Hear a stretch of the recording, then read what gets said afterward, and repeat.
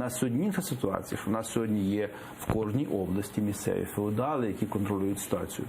У нас ще інша біда. У нас сьогодні криміналітет активно вліз у владу.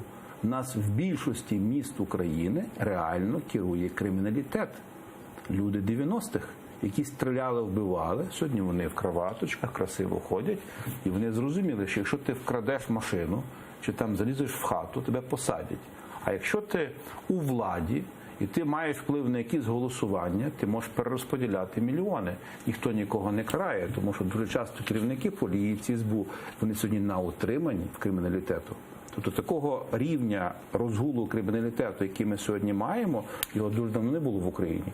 Дуже часто це все прикривається війною. От є війна. Знаєте, мені колись один знайомий говорив, що якщо б війну зупинили, то владу би змили. Тому що сьогодні, власне, люди оцю агресію, яку вони мають, вони зупиняють об стіну, що є війна. Той ж самий воєнний стан. Він має закінчитись через 2 тижні. А який результат воєнного стану? Ми посадили 10 корупціонерів, ми затримали Медведчука, ми почали видавлювати російську агентуру, ми закрили медіа, які поплюжать все українське? Ні, все спокійно. Так виходить, все просто велика імітація.